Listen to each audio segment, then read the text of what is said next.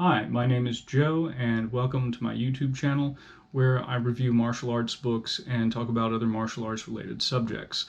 Today I'm going to be reviewing The Naked Edge by Steve Tarani from 2002. Steve Tarani has a background largely in the martial arts of the Philippines and Southeast Asia. He's also, I think, multiple Dan rated in Aikido, again with a specialty more in traditional weapons. He has been employed by federal agencies in order to teach them hand-to-hand and self-defense stuff, and that parlays very well into this book. If you look at most of his other publications, they are almost exclusively on knife work or knife defense.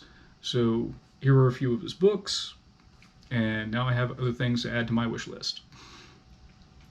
Using his background, he's written this book, which is exclusively on knife defense. The book starts off with a history of blades and talks about modern carry and deployment of the knife, which is going to be useful on both sides of the knife carrying equation, whether you yourself are carrying a knife or whether you are concerned about somebody else carrying a knife. It gives you an idea of what to look for if someone is about to deploy a blade on you. The book covers terminology, it covers a number of concepts, and there are drills included throughout the book, which is going to be very beneficial to anyone trying to learn this manner of knife defense. Most of the techniques involved are about getting off the line and imposing your forearms either high or low against incoming attacks.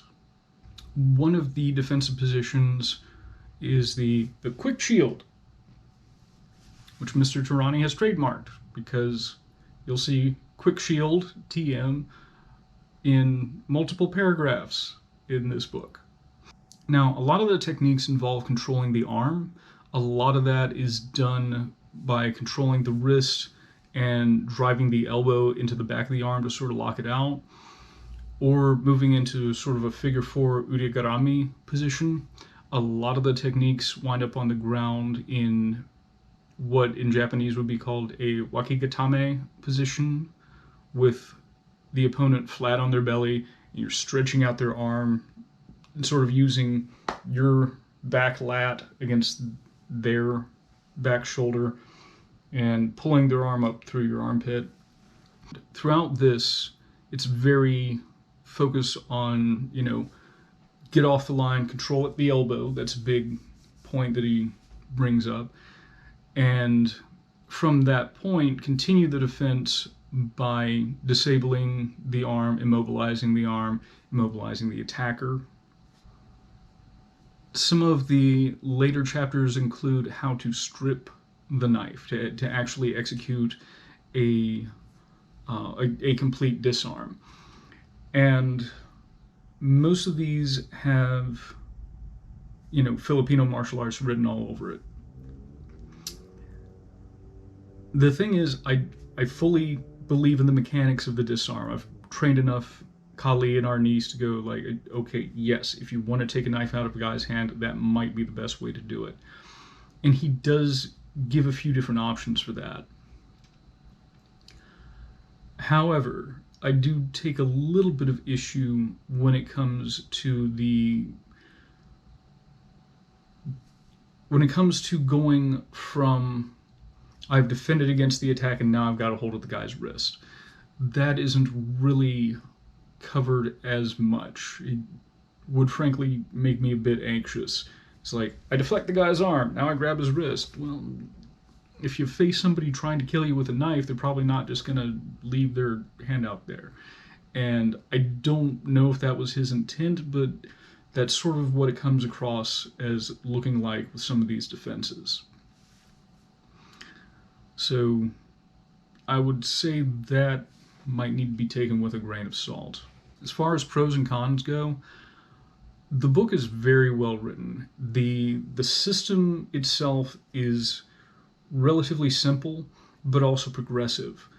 and chock full of drills, so that, Mr. Tarani seems invested in making sure that if you are using this book as a foundation for your knife defense, you get good at A before you move on to B.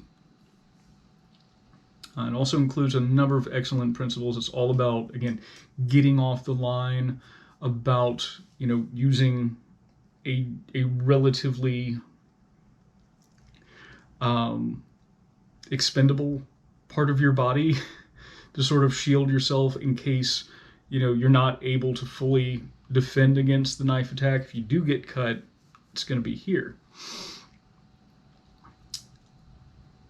The language is very clear. Oftentimes he uses capitalization for emphasis on certain principles, and that draws your eye as a reader to those locations.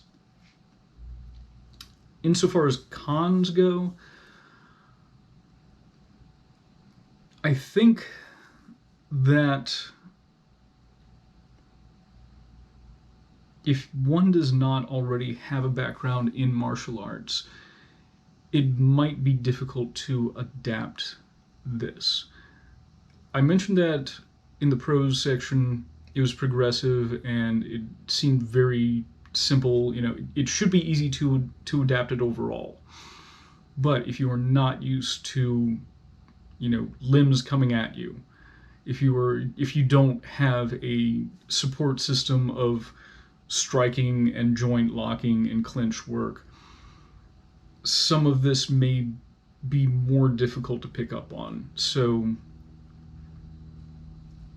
it may not, strictly speaking, require a background in a prior martial arts background, but I think it would be incredibly useful to have.